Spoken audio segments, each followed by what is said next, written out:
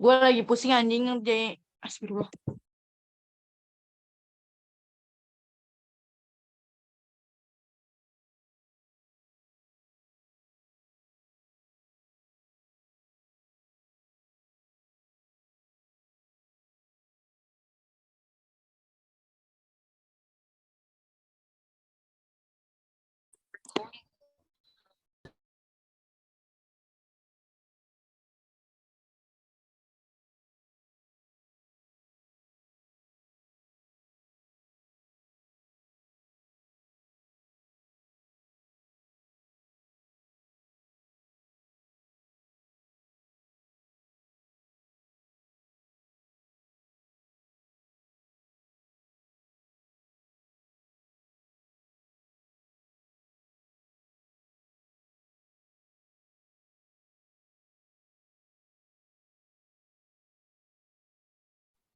Tes 1 2 3. Suara saya kedengaran? Dengar, Pak.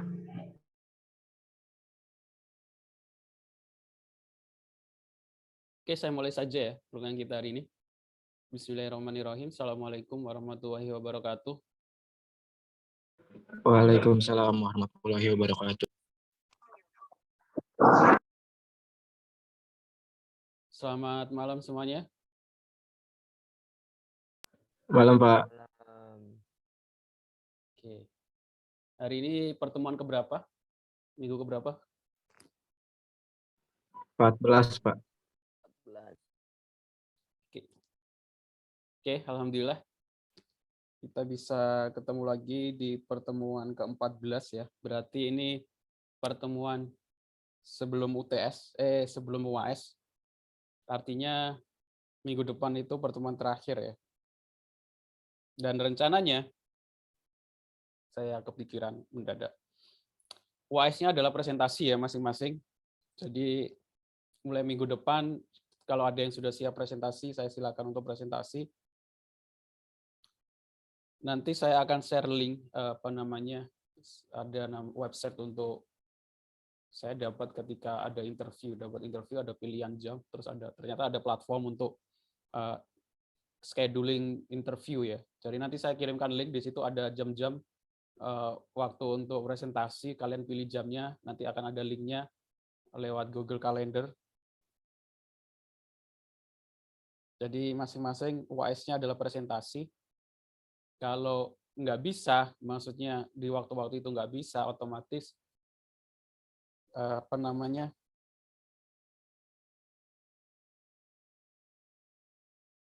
UAS-nya nanti yang belum sempat presentasi atau nggak bisa presentasi, ngirim lewat video ya, direkam. Tapi nanti otomatis nilainya akan berbeda, jadi otomatis nilainya akan pokoknya lebih tinggi jika presentasi. Seperti itu. Nanti saya akan jelaskan lebih lanjut di hari ini. Materi kita hari ini adalah tentang view, termasuk juga nanti akan saya jelaskan materi tentang login. Login di bahasa pemrograman PHP ya, menggunakan database MySQL. Karena harapannya nanti yang presentasi UAS itu sistemnya sudah jadi dari login, create, insert, update, delete, dan lain sebagainya. Oke, cukup jelas ya.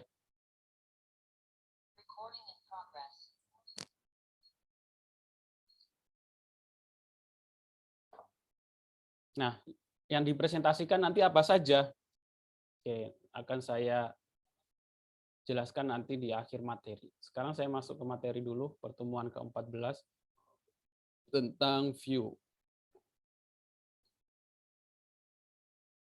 Sebenarnya ini agak mirip-mirip sedikit view, trigger, subquery, fungsi itu bisa diimplementasikan dengan sebuah kasus itu bisa diimplementasikan atau dikerjakan. Solusinya itu bisa menggunakan view, bisa menggunakan trigger, bisa menggunakan fungsi atau subquery juga.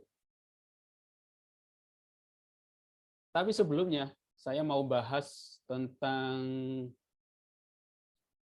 tugasnya dulu, karena ada beberapa masukan yang harus saya sampaikan, karena sangat krusial sih beberapa yang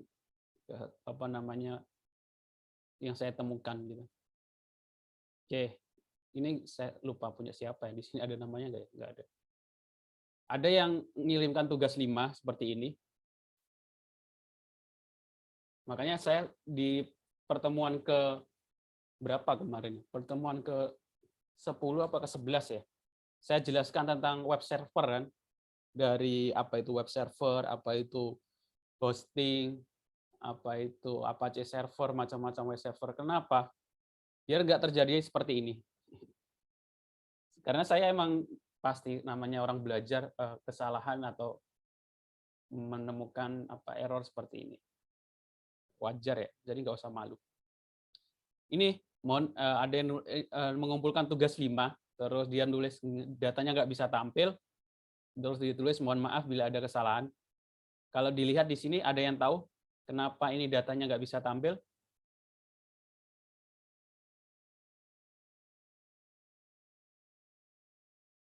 Ada yang bisa jawab? Datanya nggak kebaca. Ya, kenapa? Ntar saya perbesar lagi, biar kelihatan. Nah, seperti ini. Kelihatan nggak?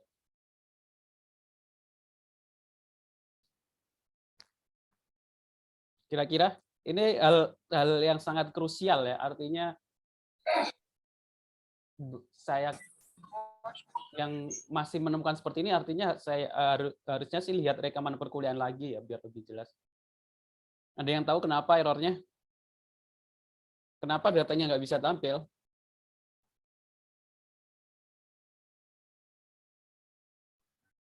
Datanya nggak kebaca.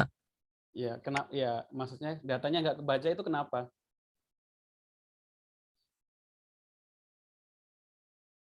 Saya kasih keyword ya. Perhatikan URL browsernya. Ada yang tahu kenapa? Tidak memakai localhost. Ya, Tidak memakai localhost. ya tidak. Ya, tidak memakai localhost atau apa namanya? Dia jadi saya harus jelaskan lagi ya. Makanya ada namanya web server, ada namanya client server, ada namanya sisi client dan sisi web server. Nah, PHP itu bahasa pemrograman yang berjalan di atas web server. Dia nggak bisa di sisi klien. Kalau HTML itu client set ya, jadi berjalan di sisi klien. Kalau HTML .html di file HTML itu kita nggak perlu menjalankan web server atau kita nggak perlu menjalankan Apache. Tapi kalau kita pengen menjalankan file PHP, untuk file PHP ini bahasa pemrograman PHP ini bisa berjalan, kita harus menjalankan lewat web server. Nah, cara mengakses web server adalah kita harus mengaktifkan web server kita ya. Caranya kita akses dengan localhost atau IP address ya, 127.0.0.1 atau 198.168.1.1. Kalau ini dilihat kan, dia langsung ngeklik dokter.php ya, langsung diklik dibuka lewat browser. Ya otomatis nggak berjalan. PHP-nya atau bahasa pemrograman PHP ini nggak berjalan. Kenapa? Ya karena web servernya ini nggak aktif. Walaupun web servernya aktif, dia nggak ngakses PHP ini dari web server. Cukup jelas ya? Ada 2 atau 3 orang yang masih seperti ini saya lihat. Jadi ini sangat krusial sih, harusnya nggak bisa terjadi. Kenapa? Karena sudah saya jelaskan, sama kalian juga harusnya sudah dapat di materi mata kuliah pemrograman web. Betul nggak? Ya. Dari sini sih sebenarnya saya dapat menilai pemahaman sama keseriusan dalam memperhatikan ya. Seperti itu sih.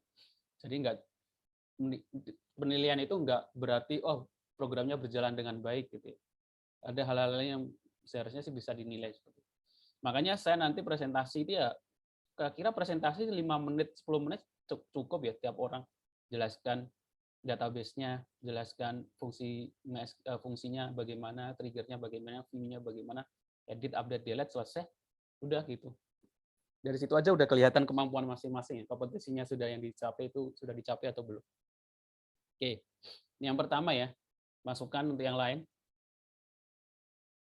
Karena ini sudah sampai mengumpulkan tapi nggak ngeh. Harusnya kan atau buru-buru atau emang ya nggak sungguh-sungguh ya. Harusnya kan kok ini nggak kebaca kenapa? Harusnya dipikir sedikit aja sampai ketemu lah solusinya. Oke, itu yang pertama. Terus masukkan yang kedua. Bentar. Oke. Saya nggak tahu. Ini ada yang nulis ini paham nggak ya? Di soal cron job nomor 4 ada yang nulis ini, MySQL dump. Ini benar. Jam 12 malam, bisa 0, bisa 7 harinya. Min U, root, nama database. Nah ini yang nulis paham nggak kira-kira ini? Maksudnya apa? That, bintang Y, bintang M, bintang D, bintang H, bintang M. Ini siapa ini? Diana Wirahayu. Diana Wirahayu ada?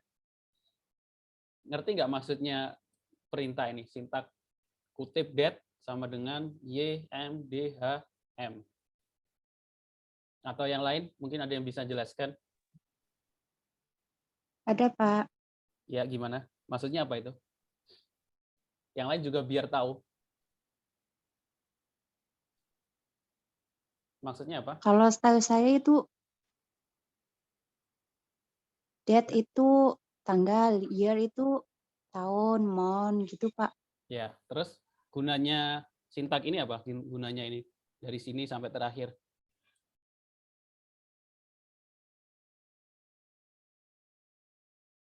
Gunanya untuk apa? Bisa Gimana, nulis Pak? harusnya bisa jelaskan. Gunanya?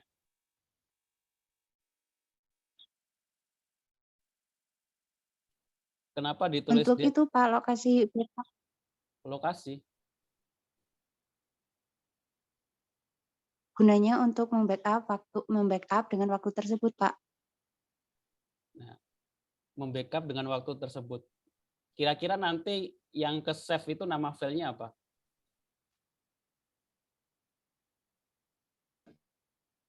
Yang ke save backup underscore mahasiswa underscore 3120-155. Nah, terus gunanya ini apa kalau ini nggak ke save juga? Date, tanggal ini, waktu dan jam, hari, menit.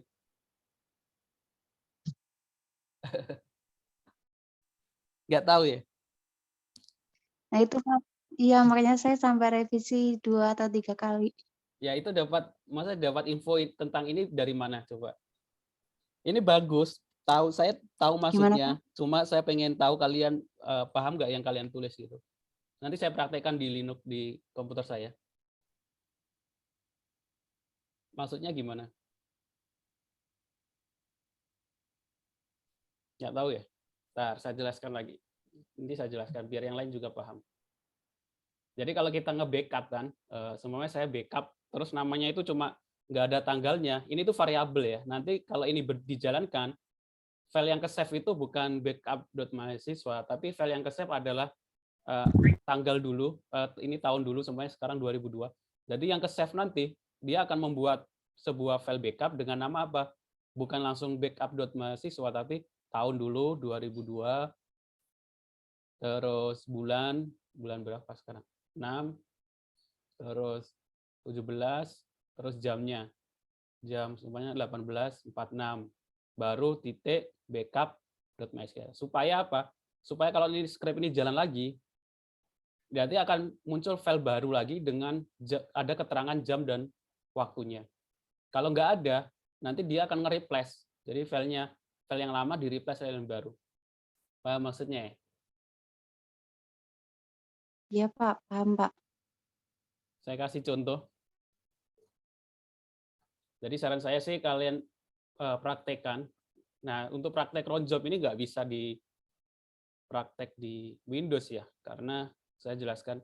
Kemarin ada yang nanya di Jabri ke saya, Pak, cron job bagaimana? Nah, cron job di Windows bagaimana ya? Contohnya gitu. Ada yang nanya seperti itu, artinya dia nggak nggak lupa nggak dengerin penjelasan saya, kan sudah saya jelaskan di di perkuliahan kalau cron job itu nggak ada di Windows karena itu sebuah fungsi di Linux.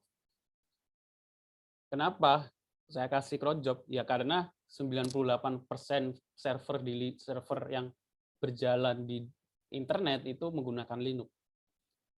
Otomatis kalau kita ingin backup database, kita menggunakan cron job, nggak menggunakan Windows karena server 98% itu Linux ya. Kalau Windows itu lebih mahal karena kan butuh lisensi dan lain sebagainya. Nah, ini saya masuk ke Linux, kelihatan ya. Kita lihat posisinya. Nah, saran saya kalian juga belajar command prompt terminal base Linux ya. Kalau pengen fokus juga di jaringan. Nah, ini filenya nanti seperti ini. Ini saya jalankan di cron job Linux saya. 2002 06 17 06 35 tadi backup coba.sql. Kalau saya coba. Cara masukkan cron job di Linux bagaimana? Kita masuk ke cron tab min E. Terus kita tulis di sini. Nah, ini saya tadi coba menit ke 35, sekarang menit ke 49. Saya pengen jalankan backup di menit 49 biar cepat 52. 3 menit lagi, 52. Salah.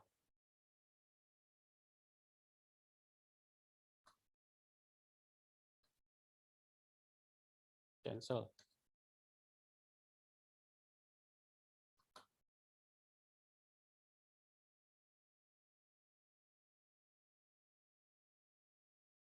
Kita tulis menit ke 52.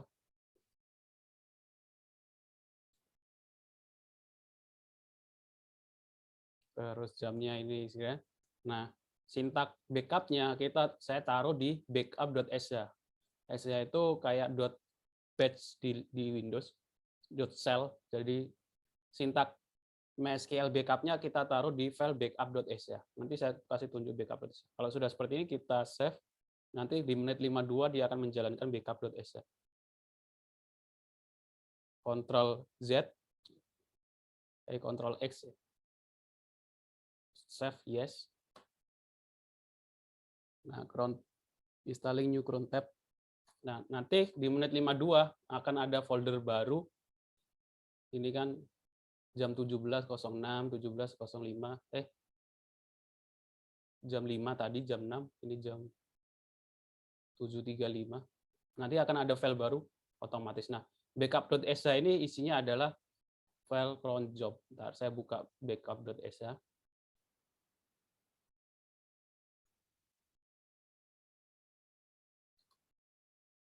Pakai diedit. Nah, backup.sha itu file MySQL dump-nya, backupnya kita taruh di sini. SHA itu file executable di Linux. Terus kita masukkan MySQL dump, coba, database saya coba, min root, min proot, nah ini det, year, main, backup, coba.sql. Udah, kita nanti tunggu menit 53, nanti akan ada file baru dengan tahun 2002 06 apa namanya ini 06 iya 17 07 52. Tunggu 1 menit lagi. Jadi seperti itu. Jadi saya sarankan sih install Linux, pelajari bagaimana program menggunakan sistem operasi Linux. Kalau nggak mau dual boot ya pakai Oracle VirtualBox atau Virtual OS virtual.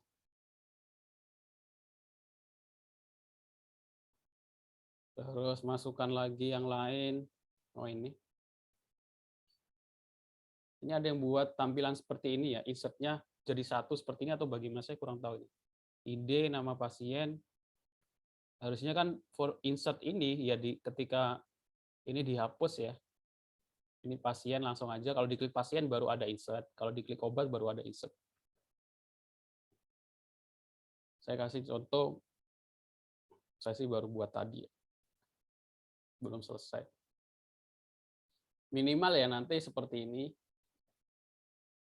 Kenapa kalau saran saya sih buat bagus kalian seperti ini ya. Caranya ya kalian download template atau download sistem yang sudah ada, tinggal sesuaikan dengan datanya, database-nya, sesuaikan dengan database apotek gitu aja. Kenapa? Insya Allah nanti bermanfaat di mata kuliah lain kalau ketemu pembuatan program lain, kalian tinggal ngedit database-nya, tampilannya gitu ya. Jadi datanya biasanya sih di sini tuh ada dashboard, informasi total, jumlah pasien, jumlah obat, nanti di sini kelola data. Nah, ini belum saya edit. Ini baru tadi saya ngerjain ini. Nanti saya akan ngerjain juga apa yang harus kalian kerjakan. Artinya apa? Artinya sih nggak susah sih sebenarnya kalau sudah terbiasa. Nah, karena belum terbiasa latihan ya wajar.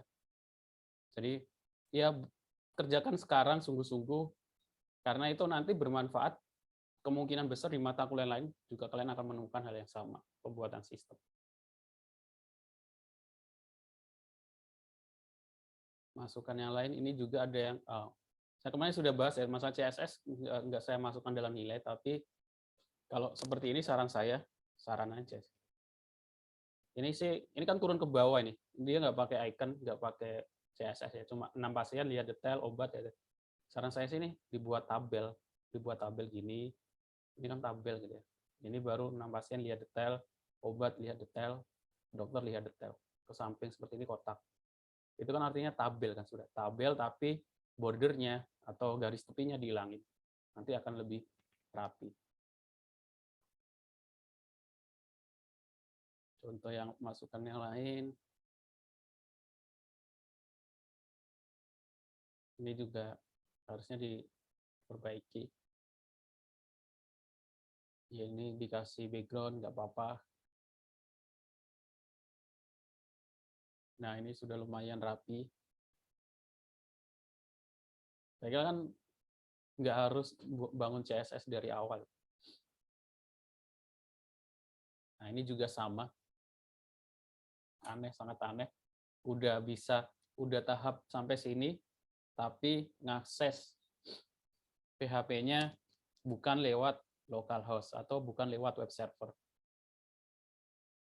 Ini kan bisa kelihatan dari kesungguhannya ini, terus memperhatikan perkuliahannya kan kelihatan dari sini. Jadi jangan sampai terjadi lagi seperti itu. Oke, kita balik lagi ke tali Linux, di Linux saya. Ini udah menit 55, kelewat 2 menit. Nah, sekarang saya cek apakah akan ada file baru. Kita lihat direktorinya ls, min l aja. Nah, ini ada file baru kan? Ini ada backup baru. 2002-06, artinya cron job saya berjalan. Bulan 6, 7, menit ke 52. Ini nama backupnya. Jadi tadi itu gunanya get yet itu biar kita punya variabel. Variabelnya informasi jam dan waktu itu ke backup. Kalau nggak ada, nanti dia akan nge-replace backup coba.sql saja. Nanti kalau ada menit lagi di-replace lagi ke baru. Jadi nggak ada backupan 1, 2, 3. Backupannya cuma 1. Ketika script itu dijalankan, dia nge-replace backupan yang lama. Seperti itu ya. Cukup jelas? Jelas, Pak. Kalau kalian cari referensi di lain, ada yang lebih bagus lagi. Jadi dia buat program dibuat per bulan gitu. Jadi di program backup.sh-nya ini akan jadi panjang. Saya kasih contoh referensinya. Ini masuk ke sebenarnya ini materi jaringan komputer sama ada hubungannya sama DevOps ya. Maksudnya manajemen jaringan sama manajemen server database.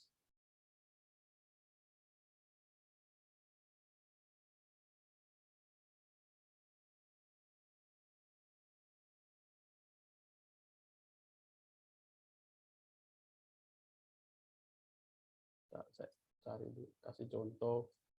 Ada yang buat skripnya lebih panjang lagi. Di script backup.sh-nya dikasih if sama else supaya apa? supaya backup-nya lebih rapi. Jadi nanti ada hari, bulan, tahun. Simple script auto backup database MySQL dengan base. Jadi SH itu base ya. Nah, ini dia pakai backup, date, bulan, tanggal, tahun, if. Nanti dia bentuknya akan seperti ini.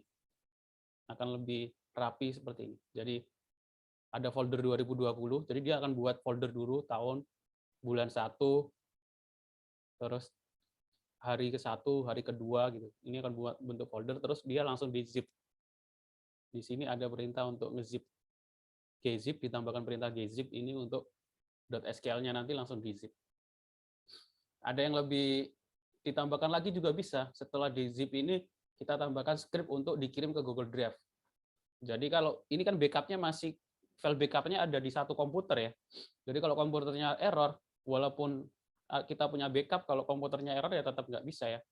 Jadi harus tambahkan script di bawahnya backup ini untuk ngirim file backup-nya yang sudah di zip ke Google Drive. Nah, itu kalian bisa jadi topik skripsi. Topik skripsi tentang otomasi backup terus kirim ke Google Drive. Jadi ketika terjadi masalah, filenya ini nggak di dalam satu komputer, tapi di Google Drive bisa, di komputer lain bisa. Ini kan di komputer ini ya. Nah, kalau komputernya backup-nya bisa. Jadi harus ada script tambahan untuk nanti ngirim hasil backup-nya ke mesin yang lain, entah itu lewat ke server lain atau lewat Google Drive. Penelitiannya ada nggak? Banyak, kita cari di Google Scholar. Jadi kalau yang tertarik tentang skripsi tentang itu, jadi skripsi jangan cuma kebanyakan buat sistem, terus data science gitu ya. Padahal skripsi tentang jaringan juga ada. Backup otomatis Google Drive. Terus tambahkan juga notifikasi ke WhatsApp atau ke Telegram. Kan jadi bagus.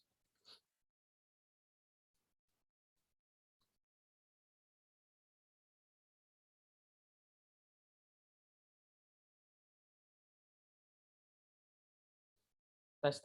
Suara saya kedengaran? Dengeran, Pak. Nah, ini sudah banyak contoh sistem kamera pengawasan menggunakan Raspberry Pi disertai motion detection. Ini backup Google Cloud, backup cloud Google Drive. Nah, ini kan ini bukan database yang di backup saya, tapi cara kerjanya hampir mirip saya kira. Kalau ini kamera, terus backup-nya dikirim ke Google Drive. Aplikasi meme untuk menulis dan merekam Google Drive. Implementasi Google Drive Cloud Storage pada sistem repository Eldari. Membangun aplikasi keamanan berbasis web model. Perancang cloud storage menggunakan NetCloud sebagai sumber. Pembuatan Google Form, penggunaan data. Panduan belajar misalnya. Backup Google Backup Cloud Database. Istilahnya seperti itu. Notifikasi. Kalau nggak ada yang ngambil, saya kerjakan karena dosen juga punya kewajiban nerbitin paper jurnal tiap tahun.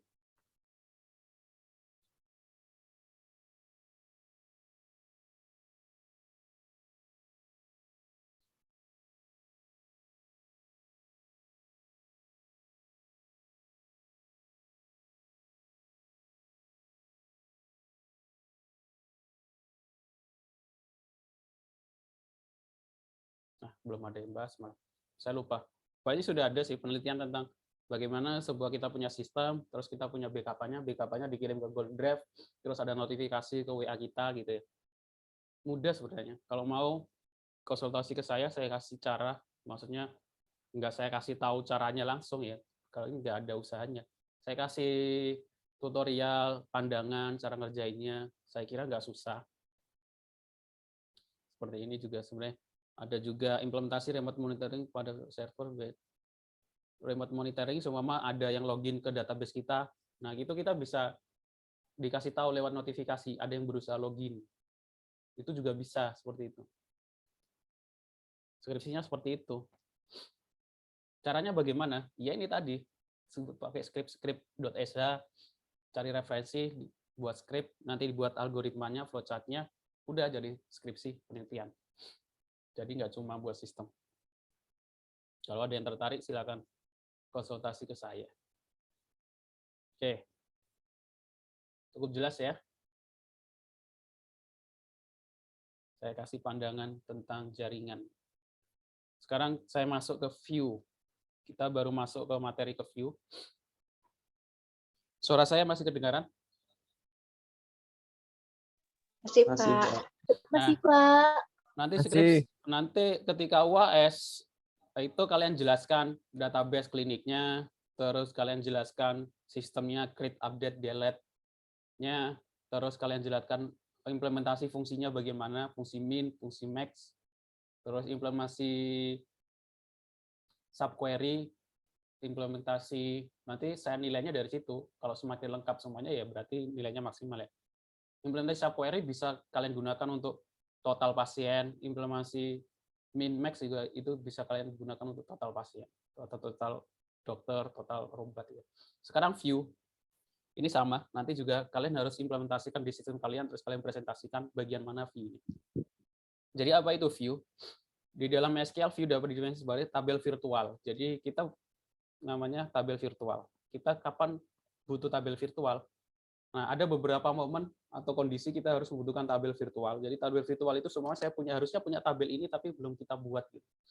Tujuan dari pembuatan view adalah untuk kenyamanan, mempermudah penulisan query, untuk keamanan, menyembunyikan beberapa kolom yang bersifat rahasia, dan dalam beberapa kasus digunakan untuk mempercepat proses menampilkan data. Yang paling sering sih seperti ini, untuk mempercepat proses menampilkan data. Contohnya bagaimana? Contohnya saya punya data tabel dosen gitu, ada NIP, nama dosen sama alamat. Saya pengen tiap menit, tiap pengen buka laporan, saya pengen menjalankan query ini, menampilkan data dosen yang berasal dari Jakarta. Jadi otomatis kan saya jalankan script atau query ini ya. Select NIP, nama dosen, alamat, from, daftar dosen, where alamat sama dengan Jakarta. Akhirnya dia menampilkan NIP, nama dosen, alamat dari Jakarta. Nah ini kan query-nya panjang nih. Jadi kalau saya pengen tiap buat laporan, ini harus dijalankan. Nah ini bisa diringkas menggunakan view. Sama seperti subquery ya. Bisa diringkas menggunakan view, virtual tabel. Caranya bagaimana? Kita buat create view, terus nama view-nya, nanti menjadi nama virtual tabelnya, as, baru query select-nya di sini. Contohnya bagaimana? Contohnya, saya pengen buat create view dosen dari Jakarta. Create view dosen Jakarta, underscore Jakarta, as select NIP, nama dosen, alamat, from, daftar dosen, where alamat sama dengan Jakarta. Dia akan menampilkan data dosen dari Jakarta.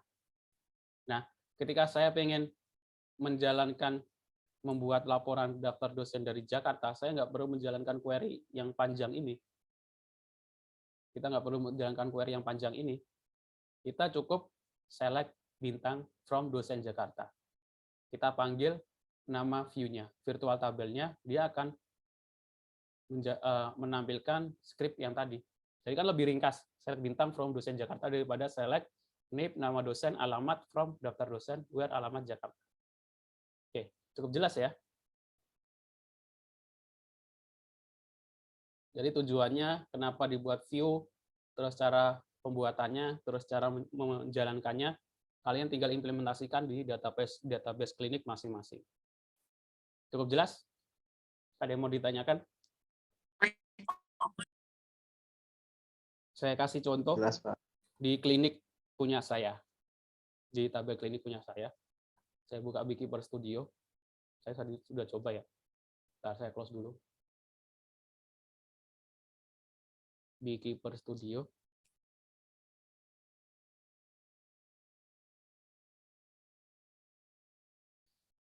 jadi nanti ya presentasinya ya, kalian jelaskan fungsi view-nya itu kalian di bagian mana di sistem kalian. Salah saya sih di bagian menampilkan data ya, biar mudah. Saya kasih contoh, saya masuk dulu ke MSK, sini aja, klik 2 kali. Saya pilih tabel klinik. Nah, view itu nanti terbaca di phpMyAdmin sama di BGP itu seperti tabel, tapi bentuknya akan berbeda. Seperti ini. Kalau di phpMyAdmin akan terbaca, saya sudah buat view namanya total pasien laki-laki untuk menampilkan total pasien laki-laki. Kalau di phpMyAdmin, mana ya?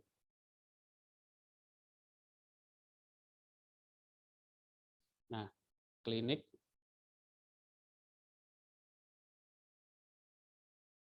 Nah, di sini akan muncul seperti tabel, tapi nggak muncul sebagai tabel. Ya, ada total pasien laki-laki. Tapi gambarannya ini view. Informasinya di sini view. Nggak ada. Kalau diklik, langsung total laki-laki 2.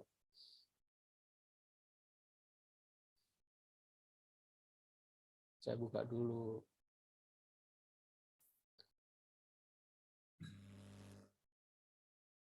Tes. Suara saya sudah kedengaran? Udah, Pak. Tadi terputus ya? Pak. Iya, Pak.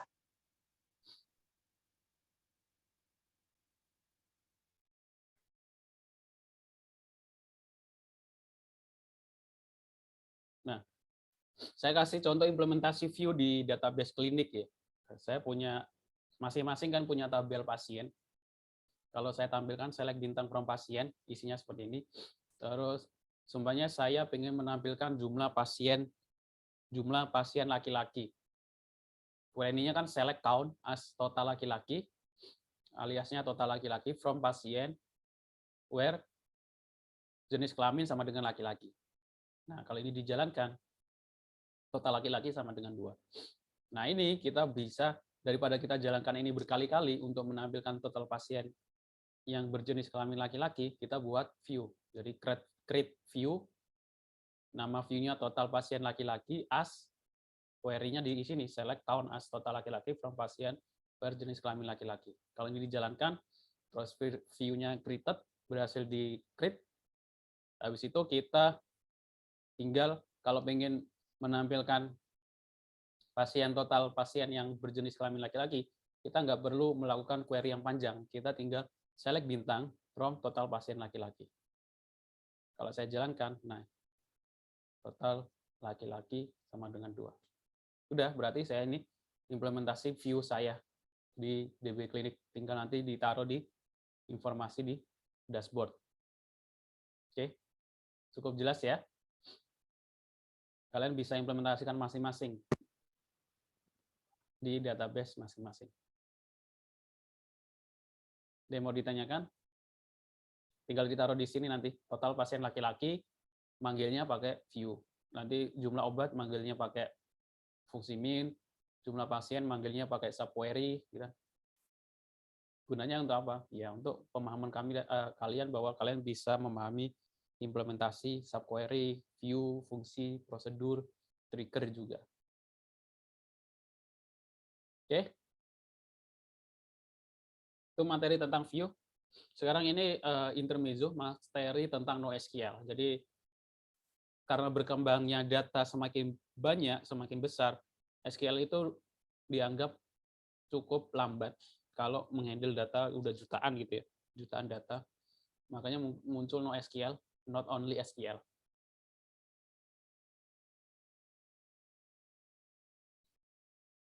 Kelebihannya skalabilitas yang lebih mudah, menyimpan banyak data tanpa mengorbankan performa, fleksibilitas tinggi, mendukung beberapa jenis database, lebih ramah untuk developer. Nah, ini perbedaan SQL sama NoSQL. SQL itu relational database, kalau NoSQL itu tidak berelasi, non-relational database. Nah, SQL itu kan produknya apa saja? Ada MySQL, PostgreSQL, MS SQL, SQL Server. Kalau NoSQL ada Redis, Neo4j, ada MongoDB, yang paling ramai yang MongoDB. Nah, MongoDB kalian bisa pelajari sendiri. Saya kira belum ada materi NoSQL. Ada mata kuliah NoSQL, karena mata kuliahnya sistem basis data, fokusnya ke SQL dulu. Jadi kalian bisa pelajari sendiri MongoDB. Konsepnya itu nanti seperti JSON, mirip seperti JSON. MongoDB kalian bisa install pengertian MongoDB. MongoDB adalah satu jenis database NoSQL berbasis dokumen dengan menggunakan format JSON. dari formatnya JSON. Jika dikomparasikan dengan penggunaan database SQL, di mana setiap data tersimpan dalam bentuk tabel, sedangkan pada MongoDB data tersimpan dalam bentuk dokumen berformat JSON. Jadi dia nggak berbentuk tabel, tapi JSON. Misalnya kalian bisa kunjungi websitenya MongoDB, download, install, next, dan seterusnya. Kalian bisa kembangkan sendiri-sendiri, pelajari sendiri-sendiri. Oke, selanjutnya proses login. Ini yang terakhir, proses login. Kenapa ini juga penting? Ini bagian kalau kita membuat sistem, proses login itu tetap pasti dibuat. Jadi kalau saya sih kalian pelajari login nanti, karena ini berfungsi di mata kuliah lain yang ada implementasi sistem ya, pembuatan sistem pasti ketemu login. Jadi kalian nggak perlu belajar lagi. Kalian tinggal kode yang sama kalian gunakan di beberapa sistem. Nah, untuk proses login itu ada namanya session. Session itu tuh apa? Session itu sebuah data yang disimpan dari sebuah variabel session untuk mengetahui apakah seseorang itu sudah login atau belum. Cara kerja session menggunakan session start. Terus kalau sudah selesai, kita menggunakan session destroy. Session start itu kalau untuk ngecek di awal setelah login, session destroy ini ketika logout. Jadi untuk menambahkannya seperti ini, session start, session, user, rule, biasanya user apa gitu ya. Nanti dicek kalau sessionnya nggak ada, diarahkan lagi ke index atau diarahkan ke login. Membaca datanya seperti ini, session sama dengan, saya ada contoh kodenya nggak? Nggak ada. Ada sih kayaknya. Bentar.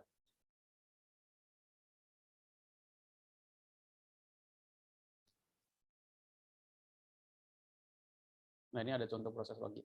Saya ada contoh, kalian bisa nanti lihat. Nah, yang paling penting itu, pasti ada yang sering mendengar istilah SQL injection ya. Nah, untuk menghindari SQL injection, itu salah satu proses masuk halaman admin tanpa melalui proses login. Saya kasih contoh. Ini sebenarnya bukan hal yang baik. Saya kasih contoh, saya punya halaman sebuah website orang India yang punya vulnerability atau punya kelemahan di bagian section, di bagian karena dia nggak ada strip test. Itu ketika login dia nggak dicek karakter khususnya. Ini ada halaman login ya. Jadi kalau saya tambahkan admin, ada min limit 1 min, artinya nanti pengecekan passwordnya ini nggak dicek. Jadi kalau saya isi apa saja passwordnya, saya bisa masuk ke halaman login. Ini kadang masih banyak developer yang lupa menambahkan pengecekan strip slash di fungsi login untuk menghindari MySQL injection. Ada juga fungsi MySQL real escape string pada PHP. Fungsi real string ini salah satu kegunaan fungsi dapat mencegah SQL injection. Ini sebenarnya mata kuliah tentang security, termasuk juga pemrograman web. Jadi kalau buat halaman login, kalian tambahkan fungsi strip slash atau MySQL real escape supaya nggak terjadi seperti tadi. Nah, ketika kita membuat fungsi login, kita juga supaya lebih aman, passwordnya itu jangan disimpan dengan plain text atau plain text itu maksudnya ya, contohnya seperti ini ya. Kan di database klinik ada user ya, ada tabel user.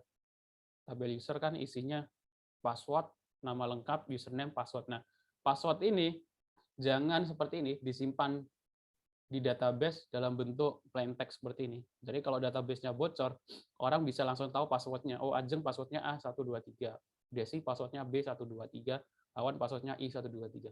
Ini harus disimpan dalam bentuk enkripsi. Jadi walaupun database nanti ini bocor, dia akan yang bisa lihat itu tetap nggak bisa lihat passwordnya. Salah satunya adalah MD5. Nah, MD5 itu adalah fungsi hash. Fungsi hash itu enkripsi yang nggak bisa dibalikan lagi. MD5 encryptor online. Jadi harusnya yang disimpan semua di sini kan A123. Ya harusnya disimpan bukan A123, tapi di encrypt dulu ke MD5.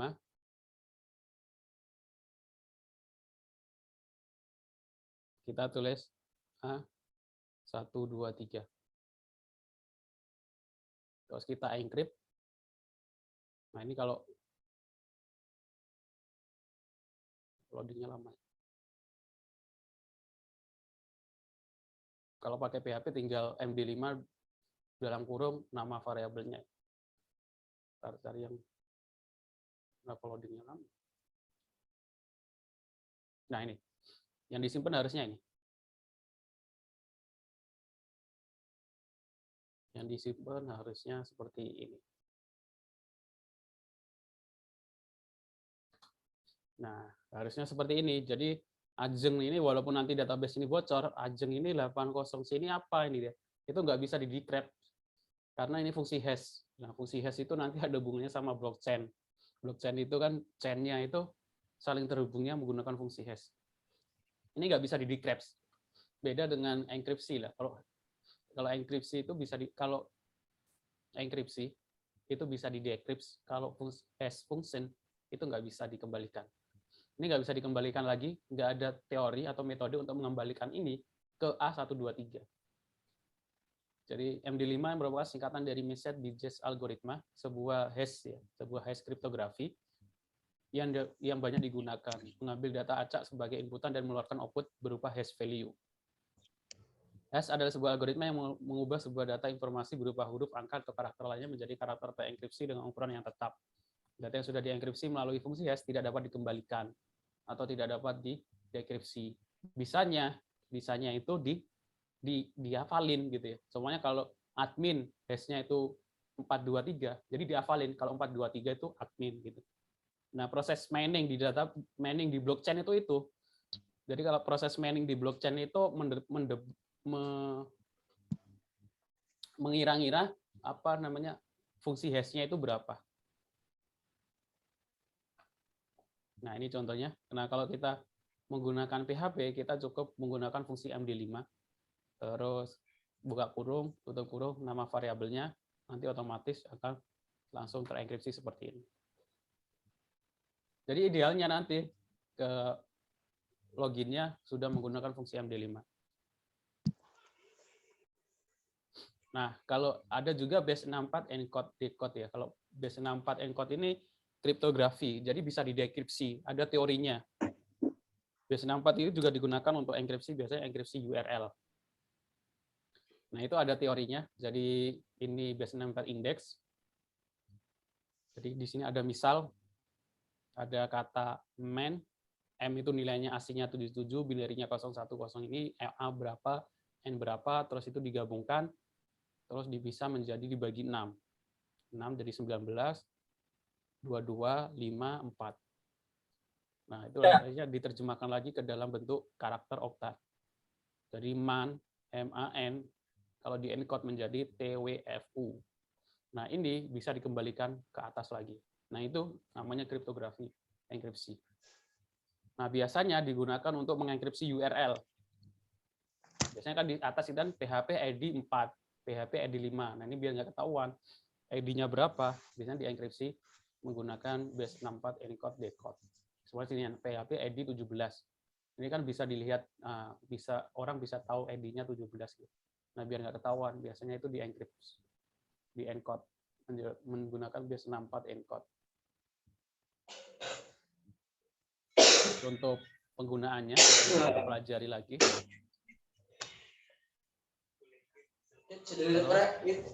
Kita bisa, kalau kalian ngoding terus, kalau biasanya lama itu kan apa namanya banyak edit itu kan nggak rapi ya. Saran saya kalian bisa menggunakan kode BuTV untuk merapikan masalah indentasi seperti itu. Untuk proses login kalian bisa download di sini. Saya kasih scriptnya contoh proses login. Terus kalian bisa implementasikan di sistem kalian. Di sini sudah ada login sama registrasi. Dan ini PHP native.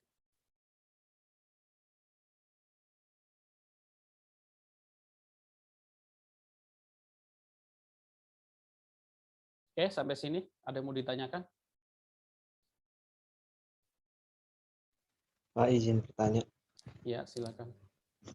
untuk user login berarti nanti kita bikin tabel lagi apa pakai user yang kemarin, Pak?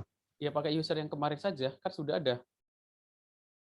Tinggal nanti kalian implementasikan MD5-nya. Kalau kalian implementasikan ya ada poinnya lebih, kalau enggak ya enggak apa-apa. Kan disesuaikan dengan ininya, presentasinya masing-masing. Ada lagi yang mau ditanyakan? Iya, Pak, untuk laporannya berarti kita mulai dari itu ya, Pak, yang bikin database klinik itu ya, Pak? Ya, laporannya sama seperti tugas 5, tugas 6 juga nggak apa-apa. Yang penting kan ada presentasinya juga saya dengarkan. Kan. Mungkin di situ ada 1-2 kali pertanyaan gitu. Satu orang paling 10 menit, 15 menit, 5 menit cukup lah. Iya kan? Karena kelihatan kalau presentasi coba fungsinya sebelah mana. Kalau agak ngomongnya putus-putus kan, maksudnya agak ragu-ragu itu kan berarti belum terbiasa atau belum terlalu paham. Karena saya sih ya metode belajar paling bagus itu yang mengajar. Jadi kalau pengen lebih paham lagi, coba kalian ada teman kalian yang nggak paham, kalian jelaskan. Nanti otomatis kalian akan bisa lebih paham lagi. Saling sharing dan diskusi. Kalau saya ada meeting, 5 menit lagi saya ada meeting. Oke, ada lagi yang mau ditanyakan?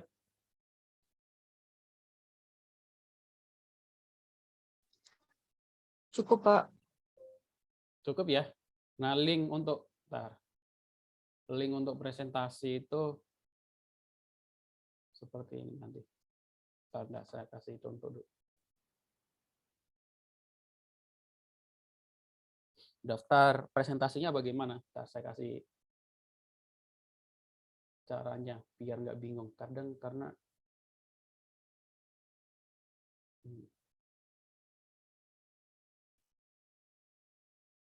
saya gunakan untuk bimbingan online. Nanti kan saya kasih link seperti ini. Jadi saya platform ini. Nah, di sini itu kalian mau presentasi tanggal berapa? Di sini sudah saya set ya. Saya bisanya tanggal berapa? Itu sudah saya set. Sebenarnya ini hari Senin tanggal 19 ya. Nah, nanti akan muncul 18.30, 19.45, 20.15, 20.45. Kalian pilih tanggal berapa. Kalau pengen hari Selasa, dengan hari Rabu, Jumat, Sabtu kosong, Minggu. Nah, kalau kalian pilih ini, nah terus tulis nama, email address, tulis di sini bimbingan presentasi project UAS sistem basis data 20D1 confirm. Nanti kalian akan mendapatkan link Google Meet-nya sama nanti ada reminder di email 20 menit lagi, 1 hari lagi, 2 hari lagi ada reminder dari sistem ini. Bagus sih sistemnya. Walaupun berbayar atau enggak saya lupa. Nanti saya kirim linknya. Ini baru ini. Senin saya bisa jam 10 bisa kalau Senin. Selasa malam.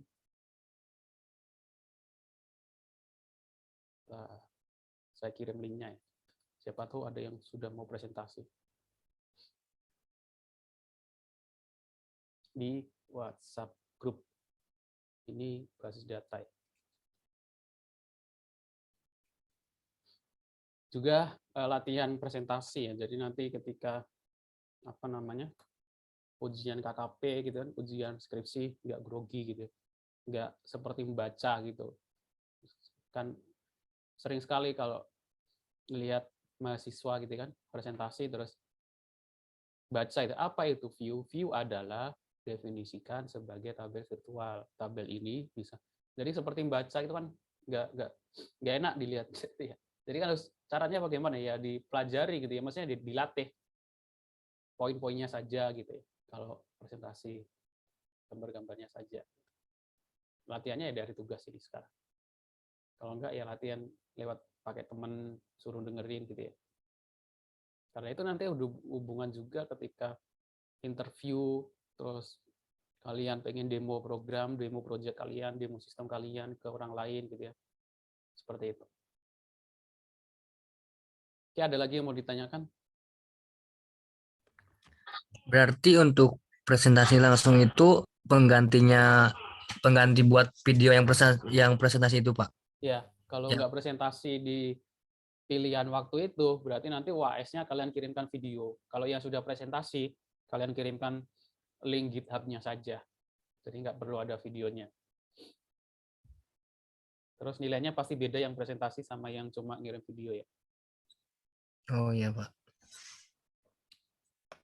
Oke, cukup jelas? Ini sekarang kan minggu 13 ya, seminggu 14, saya bisa mulai dari sekarang yang mau presentasi sampai nanti UAS 2 minggu lagi. Kayaknya setelah pertemuan 14 itu ada libur seminggu, nggak langsung UAS kalau nggak salah. Idul Adha dulu atau sebelum Idul Adha ya? Jadi ada sekitar 3 minggu lah waktunya. Kalian bisa siapkan create, update, delete, fungsi, trigger, view, login. Dan saya harap sih setelah mata kuliah ini selesai, proyeknya nggak kalian selesai gitu aja, bisa kalian teruskan gitu kan. Entah itu untuk tambah forgot password, notifikasi, login lewat OTP, banyak yang bisa dikembangkan. Kalau nggak di-online-kan sekalian. Seperti itu ya. Oke, ada lagi yang mau ditanyakan?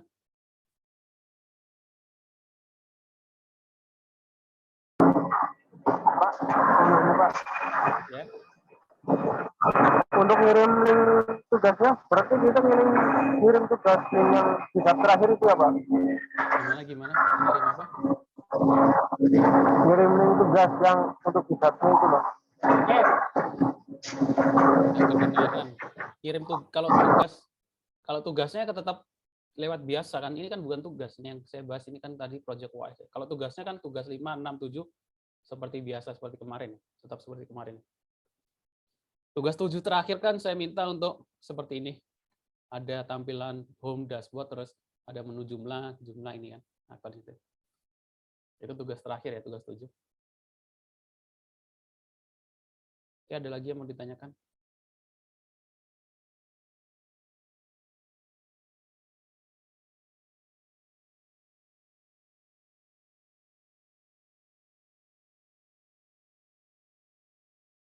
Nggak ada?